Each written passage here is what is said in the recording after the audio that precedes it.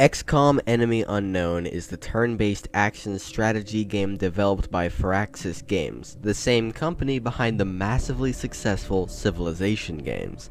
The game reimagines the classic UFO Enemy Unknown / XCOM UFO defenses and brings it tense, tactical gameplay to a new generation.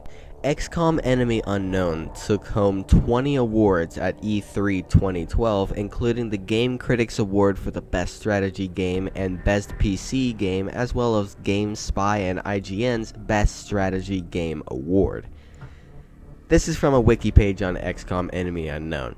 XCOM holds a special place in my heart as one of the best games ever created, if not the greatest strategy game ever made. I grew up on this game. I love everything about it. It's won many awards, still played today, and has many new games being added to the franchise all the time. The latest additions being XCOM Chimera Squad and XCOM Legends. But why? Why is this game so popular and legendary? In this video, I hope to answer just that. In this section, I'll be putting most of the pretty simple stuff that we can all agree on. Pretty broad, big topics, pretty basic. The story in this game is one that we've seen before. We've all seen the aliens coming to Earth and humanity having to rise up and fight against it, but handled very well. Aliens show up on Earth, they start taking out people. All of this stuff happens. A team, XCOM, is put together. It's a company, basically. It's a pretty big organization. It's put together to fight back and defend Earth against these aliens and put an end to the threat for good. The story is very simple, we've all seen it before, but handled very well. The gameplay in this game is very exciting, and in some circumstances it can be many different things. You start out the match, and it's, as you probably heard, a tactical, turn-based shooter, basically. It's top-down, tactical, turn-based shooter. You versus the aliens, or in some different games, you versus the humans. So, when you start the game, it's pretty simple. You've got your squad there, who you choose. You've got down in the battlefield, you've got a map, but you don't know anything. There's a big fog around everything, and it's similar to Civilization if you've ever seen it. If the more you expand, like whatever your characters can see, then you're able to see, or like whatever's near them, you're able to see and discover it. And it's terrifying, to be honest, when you first go down and load and you're there and you're on the field, you can't see anything. It's terrifying. So then, once you're in the actual battle, you have a list of different abilities, like you can shoot, or you can hunker down, or you can go Overwatch, all kinds of different stuff. It's really intriguing. The game is awesome, and it really allows you to use your team of 4, I'm pretty sure. I think you can upgrade it to 6 at some points. But it really allows you to take your smaller team against many enemies and really bring out this strategy as you have one guy over here who's waiting, ready to shoot if anybody pops out, and then you've got another guy here who's kind of like a bait. So many stories. I've played a buttload of this game, freaking love it, all kinds of stuff, all kinds of different strategies. You're really free when it comes to this game. Now, the game is kind of split in two, to be honest. There's the battlefield, and then there's you and your base. And you in your base is actually a very, very big part of the game, as it opens up probably more story than fighting will. So, you have different options in the base, you know. It's basically like you're able to see it. Your base is underground in the first couple games, I believe. Your base is underground, and you're able to see all the stuff you've got. You're able to click on them. You're able to see what these different facilities, stuff that they do. You're able to go to the main place. You've got characters that we'll dive into a little later that'll talk to you, update you, all kinds of different stuff. Really interesting way to handle this. You can build new parts of your base, all kinds of stuff. The enemies in this game are iconic. I'm gonna be honest. Whenever I think about Alien, I think of a massive list of basically everything that has ever existed in XCOM. The enemies in this game are iconic. Like the first couple of aliens you'll meet, they're called sectoids. You know, they're coming out throughout the game. They're a big part of this alien invasion, but you'll only really see them toward the beginning, or you'll only see them alone in the beginning. And they're the first aliens you meet, and it is really handled in a really good way. They're these small, they're these small, weaker kind of aliens, humanoid almost. They're like a more scary spin on like the little green, big head, black-eyed guys we see, and like, oh my god, it's an alien, right? Then you've got other things like berserks and thin men and sectoids, which are terrifying. You've got all these different aliens coming together. It's really, really nice. Then you've got enemy ships. All kinds of enemy ships you're going to be exploring in this game. All kinds of different stuff. Some of the enemies are ships. I don't remember what they're called, but I know that mechtoids or something like that. They're really, really scary. But basically, some of these enemies, aliens, to be honest. Not only are they just humanoid beings or spies like the Thin Men or stuff like that, but they can also be just pure technology. Really, really nice stuff. Really cool. Really nice. And then there's a lot of diversity when it comes to these aliens.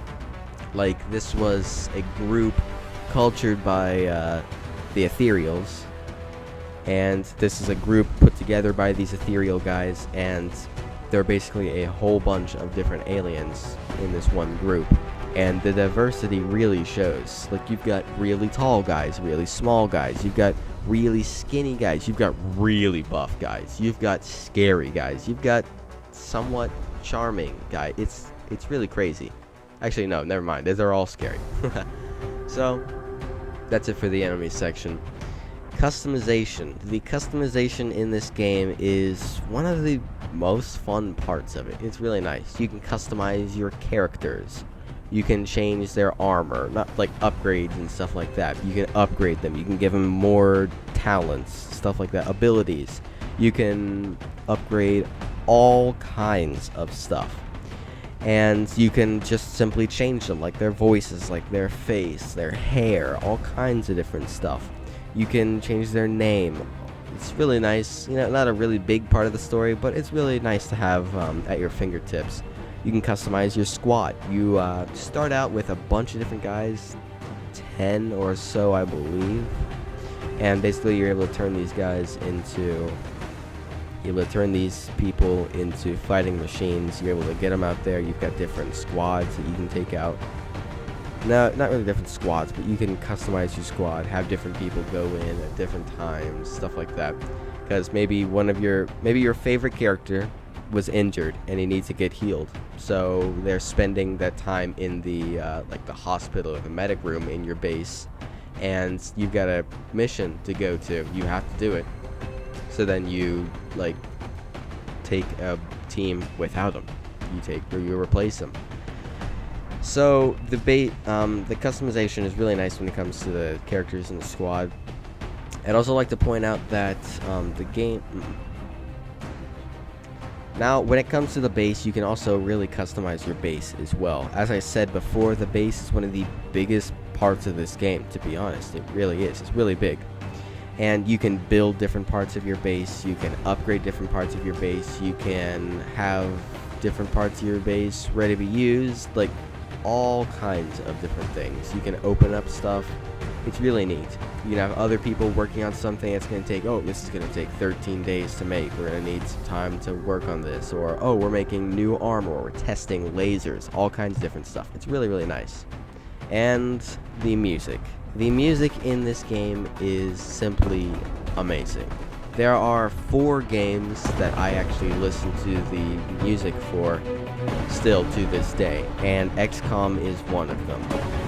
Brilliant music. Seriously, some of the best music ever created in video game history. It gets you hyped. I've got favorites. I've got stuff I love. I can sing all of it. Every single note. All of it. Freaking love the music in this game. It matches the tune. It makes you feel heroic at some times. It makes you feel really nervous at other times. It really adds to the mood of whatever's going on. It's a really, really nice soundtrack. And this is the unique section. In this section, I'll be pointing out some of the more smaller details. You know, maybe like we covered customization, story. That's pretty broad. I might be going into some more specific details in this section. The tech in this game is brilliant. I really love, you know, one of my favorite things about sci-fi is just to see how different people interpret alien and or human technology in the future or now. I really like that, and XCOM is definitely way up there. XCOM really puts a good spin on it, and it really fits. It really does look like this is made of something else that we don't know about. This is formed in a certain way that matches what they would want, and they know what they're doing, but we don't. It's really, really good. The alien technology in the game is great. You can see it in how, like, enemies. I talked about how some enemies are, like, completely robots, stuff like that. And you have, the Overseers, I think that's what they're called. I don't know. We have the Overseers, I'm just gonna call them that. And basically, they're the heart of the ship. When a ship crashes, right? Like you get a call, hey, there's a ship this in Argentina that's crashed. When you go to check it out, clear the crash site, right? There's like crystals in it. Like 3 little crystals, and those turn into this guy, Seeker, I don't know what it's called. And basically he's the heart of the ship. Killing him, it kind of shuts down the ship, I think. But it's really nice how they do that. And the good guy, the more like human, the human technology, not the more human. The human and technology in this game is really great. When you start out, you've got pretty standard, you know, military. You've got like the khaki color. You've got the bigger shoulder plates. You've got the utility belt, all kinds of stuff. And then gradually, as you go deeper in the game, if you want to survive and even have a chance at still fighting the enemies as they get harder and harder and harder, you slowly adapt and mix with the alien technology. And like I believe you start out with just regular guns, bullets, stuff like that. Then you upgrade to lasers, and then you upgrade to plasma, and you get the Archangel set, and now you can fly to different stories. It's really, really nice. And for the environment, the battlefields in this game, there are all kinds of different battlefields, and I really like how they're laid out. You know, it's not entirely realistic, as you've got like square, like just it's kind of like a Minecraft terrain, to be honest. It's actually really close to a Minecraft terrain. Just how everything's kind of blocky, and it's either one level or another level, and you can go on those different levels, all kinds of different stuff. You can position your characters to get cover on certain objects, like on all objects basically, and that cover is either half cover or it's full cover, and you have a bigger chance of being shot when it's half cover. You have a higher chance of not being shot when it's full cover, all kinds of stuff. The environment is really, really nice. There's a lot of detail that goes in it whenever it's a crash site for a ship. It's like, it looks like a big alien ship crashed right through. It looks really, really good. And now for like enemy ships, like when we're going to enemy ships and the environment stuff, when you go into an enemy ship, it's a completely different story. You'll be, let's say, in a forest somewhere. You know, there's a stream passing by. It's a beautiful scene, but this alien ship just crashed right through, and now it's landed here, and you've got fire all over the place. The trees are broken. Fire's there, there, there. Sometimes there are strange colors of fire. It's really, really nice how they handled it. And then you go into the ship, and it's a completely different story. It's scary almost. You don't know what you're walking into, but you know that there's something in there waiting for you. It's really, really nice how they handle it. Now for the base, the environment for the base, it's, even though you don't play in the base in the same way you play in a battlefield when you're out there fighting. Like, you don't have people down there. it's just your screen when it's on the base, you still get a lot of detail as these factories, facilities, all kinds of stuff that are in your base.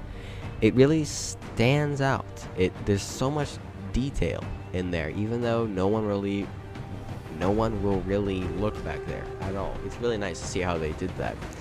And the variety of battlefields. There are so many. You're going to be fighting in urban areas, rural areas, suburban areas, all kinds of different places, bases even. God almighty, I remember I was just like scanning the globe to see if there were any enemy attacks. Oh, that's a tongue twister. And all of a sudden, aliens started getting in my base. Like, dust started going. It terrified the freak out of me. I had to relocate my whole base. It was a mess. But seriously, it's really good how they handle it. So many different battlefields. And there are also different levels. I mentioned this a little, like a couple seconds ago. But, like, there are different stories when it comes to these levels. Like, if you're fighting in a building or something, sometimes you can get on the roof by climbing pipes or using a jetpack and getting up there. It's really nice how they do it. And, maybe Anakin would have a chance if he played this game, just to put out there. Now, there are different characters in this game. Obviously, you have all the enemies. I named a bunch, like, the Thin Men, the Chrysalids, the Ethereals, the Seekers, the Floaters, all kinds of different stuff like that. Terrifying stuff like that. But you also have more, like, main characters in the story. You have Central Officer John Bradford, who's basically I think he's named, like, the middleman between you and XCOM. He's basically there. He helps you through the tutorial, and he helps you throughout the game. You have people like Moria Valen, and she's a scientist. She can help you, like, study stuff. You give her something to work on. She'll take, like, a week to work on it, and then when it's done, you're able to collaborate with the engineer, Dr. Raymond Shen, and you'll be able to create Archangel suits of armor or plasma sniper rifles. Oh my god, heaven man, I'm being excited right now. Okay. Then you have different, like, smaller characters like Big Sky, and he's basically just, like, in the ship that flies you down. He's like, oh, Big Sky's touchdown, ready to go for launch, stuff like that. And then you have really big characters like the Council, and nobody knows a lot about the Council. You're not able to see their faces. You only see the middleman for the Council and you. And basically, the Council is what's orchestrating the Here, I'll put it like this: the Council hired you to orchestrate and direct XCOM.